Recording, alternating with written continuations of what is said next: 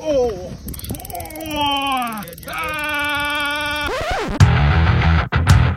You may be wondering how I got myself in this situation. Getting tased is not in my job description. Good evening, Heartland. I'm Nick Todorovich in for Beth Walden. Northeast Missouri voters hit the polls to have their say in multiple local, state, and federal elections. Social media has been like the wild, wild west in lead up to this race. After seeing the video, I contacted Sheriff Eldon Grissom, and nearly 2 weeks later, I spoke with him and Jail Administrator Chris Stivers. Even though the extreme heat at the beginning of the project and the rain that we've seen this week caused some obstacles for road crews, the project is still on budget and expected to be completed on time. The Schuyler County School Board is expected to accept Kirkland's resignation at the June 21st board meeting. KTVO News will be there to bring you the very latest on this developing story. Nick Todorovich, KTVO News.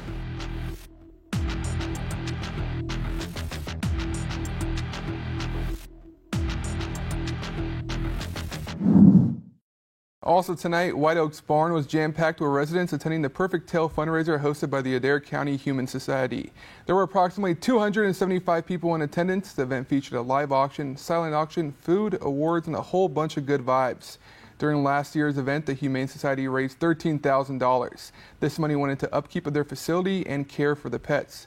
This year's goal is just to raise more money than last year. No matter what the final outcome is, Humane Society Manager Missy Decker is extremely thankful for the community. We always stress this shelter is about our community. All of that comes into play with helping the shelter. Over in Helena, the Macon County community was uniting over their love of trucks. Residents met up around 6 this evening to partake in the 2024 Big Wheels event in downtown Helena. Children got the chance to ride a makeshift train, and they got the opportunity to check out emergency vehicles, dump trucks, tractors, luxury vehicles, and more.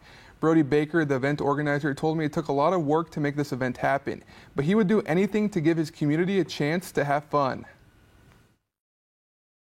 We've had it yearly, so it's really important to them. Nick, we have some gorgeous conditions over the next several days, but there may be a little rain tomorrow night, but I think much of the area will stay dry. I'm just focused on the perfect football conditions Friday night. That's what it's been all season, it seems like. Awesome, Matt. Thank you so much. Coming up next on KTVO News, I spoke with Sheriff Grissom on August 30th to schedule an on-camera interview. After some hesitation, he said he'd reach back out to me on September 3rd to schedule a time to meet. He never got back to me. These are some of the questions that I wanted to ask the sheriff. Why is there such high turnover amongst jail staff? Is this a budget issue? If it is, what kind of communication have you had with the county commissioners? I would also like to know how the rules in the jail changed when John Axum passed away.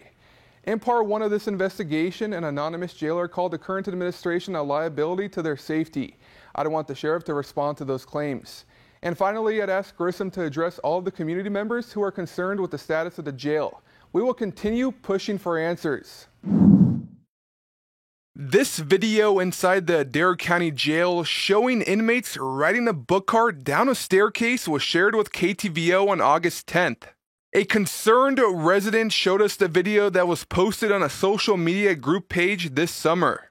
After seeing the video, I contacted Sheriff Eldon Grissom, and nearly 2 weeks later, I spoke with him and Jail Administrator Chris Stivers. Grissom did not want to go on camera, but off camera, he told me he didn't think this video was newsworthy.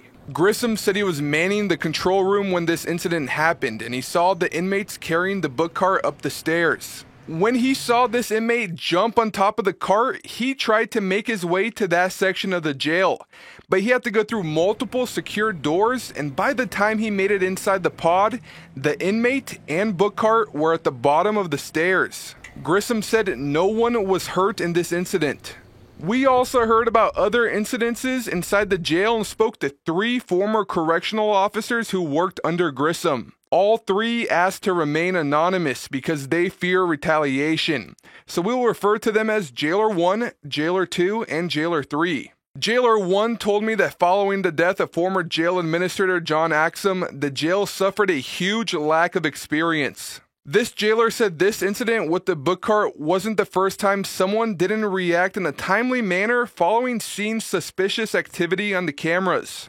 Jailer 1 spent roughly 18 months at the jail and left because they thought the administration was a liability to employee safety.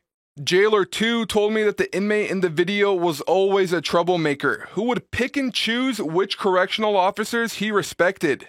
This former employee also said when Axum was running the jail, he had a rule stating that the book cart stays downstairs at all times. This employee left the jail to pursue other opportunities.